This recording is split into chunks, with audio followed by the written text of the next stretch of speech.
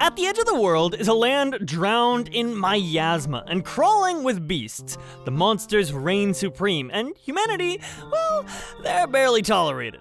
Once upon a time, mankind and monsters were at war. Now, peace comes with an unsettling caveat. Humans must send a regular sacrifice to the king of beasts as a peace offering. Totally normal interspecies diplomacy, right? It's all good, man. Enter Sari. She's the 99th sacrifice, and judging by her size and attitude, she's more mouth than meal. Chancellor Anubis, who's basically a walking sandstorm of rules and judgment, wants her torn apart on sight. But Sari, she insults him instead, calling him a dog. She's bold, fearless, and a little too comfortable with impending doom. Now, the king, a hulking beast named Leonhardt, or as we're gonna call him, Fluffzilla, is intrigued. She doesn't tremble, she doesn't beg. In fact, she pokes his paw and tells him his pads are soft. Instead of devouring her, he decides to keep her around until the night of revelation, when the miasma clears and the ceremonial sacrifice is meant to occur. Now, a human casually walking around the Beast Palace? That's basically political heresy. The other officials are furious, reminding Anubis that peace with humanity depends on these sacrifices being symbolic acts of subordination. But Leonhardt doesn't care. He finds Sari amusing and maybe, just maybe, a little comforting. Actually, I like it. Despite his threats, Leonhardt shows he's not so heartless. When Sari panics during a lightning storm, he covers her with his tail to calm her down. Cozy! Through flashbacks, we learn Sari's name literally means sacrifice, and that her adoptive parents raised her just to be handed over to monsters. Harsh, right? So yeah, she's seen worse than a giant talking lion. You're a monster. The king and Sari visit a ruined city where flowers grow. Something rare in their toxic kingdom. She places a flower crown on his head, and he immediately assumes she's mocking him. Sari says she just wanted to make him smile. Cue emotional whiplash. Romantic. When the night of revelations arrives, Sari prepares for her ceremonial doom, dressed like it's her wedding day. But the ceremony is interrupted when a lizard beast tries to assassinate her in a plot to overthrow the king. Fortunately, a cloaked man, who turns out to be Leonhardt in human form, saves her. Surprise! The mighty Beast King is half human, and this transformation is a secret he's kept hidden. Information confidential. Sari learns the horrifying truth. All the sacrifices from before weren't eaten. Leonhardt faked their deaths using his own blood to uphold the illusion. Why? Because he doesn't want to devour anyone. He just wants peace. Sari, moved by his pain and courage, declares she doesn't want to go home. She wants to stay by his side. The king, touched by this, hugs her, and the next day announces to his kingdom that Sari will be his queen. She is the one. Shockwaves hit the palace like a tsunami. Nobles protest, political alliances shake, Anubis looks like he's going to explode from stress, but the king lays down the law. Sari stays. Period. She's assigned to attend a banquet with high-ranking guests to prove she can act like royalty. Despite all eyes judging her, she maintains composure. When a guest tries to humiliate her, Leonhardt comes to her defense, licking her face and threatening the offender.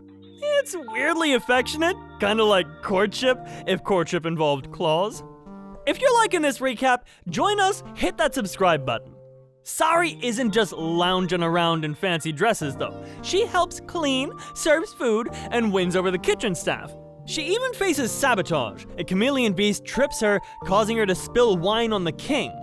Chaos ensues. She's blamed again, but Leonhardt exposes the trick, grabs the chameleon's tail, and nearly goes full beast mode until Sari calms him down. After this, the king takes her on a magical midnight flight to clear her mind.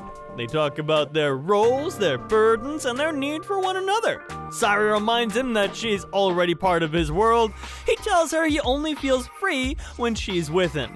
It's sweet, romantic, and slightly existential. What am I? But peace doesn't last long. Anubis, who's still wrestling with Sari's presence, insists she prove herself worthy of queenship. The task? Summon a holy beast. a feat that has killed people in the past. It's dangerous, reckless, and practically impossible for a human. But Sari, stubborn as ever, agrees. She nearly dies trying, multiple times. Eventually, on the brink of collapse, she succeeds. A tiny, feathered, happy creature appears.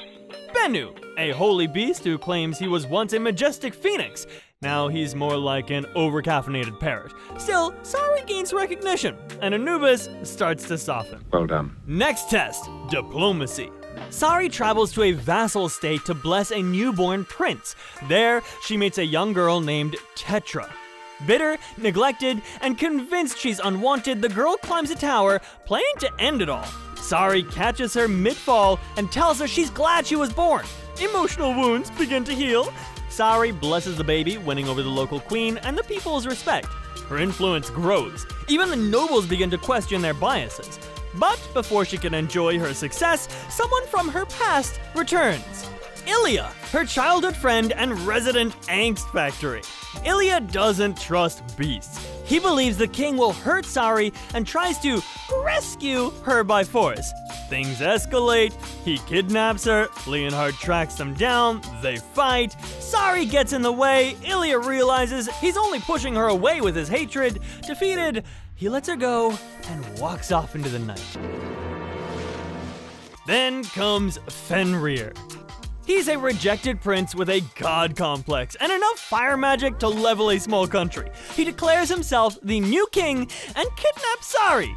His right-hand man, Nir, is fiercely loyal and terrifyingly competent. Leonhard launches a rescue mission. Jorman and Anubis face Nir, but struggle. Eventually, Leonhard arrives and faces Fenrir in an epic battle. Claws, flames, emotional speeches, the whole deal, guys. Leonhard wins, barely.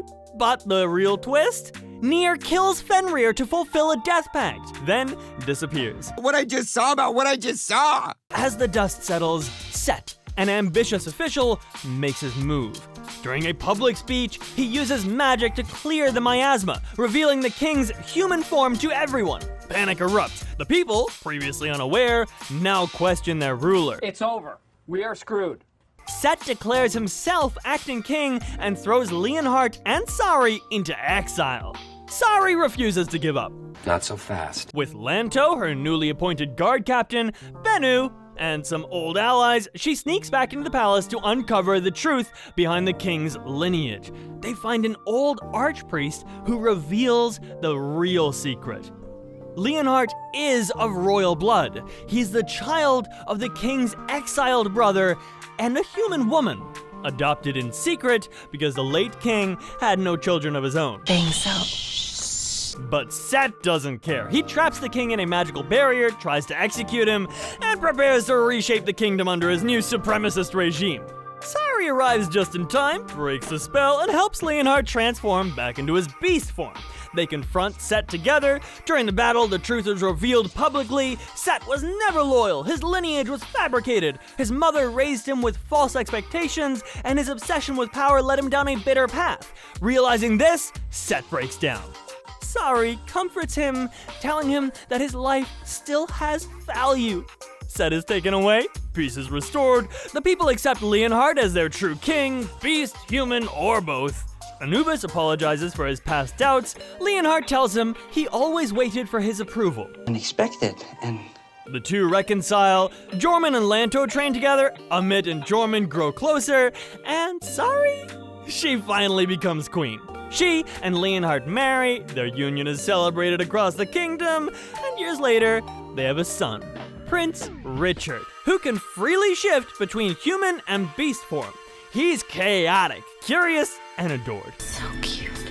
As he runs through the halls avoiding his studies, Sari and Leonhard watch on, knowing the kingdom they've built, founded on love, acceptance, and strength, will endure long after them.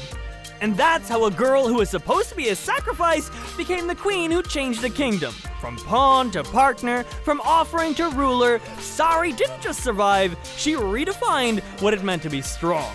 Thanks for watching, and if you like this tale of monster, politics, and romance with claws, don't forget to like, subscribe, and drop your thoughts in the comments, and I'll catch you next time.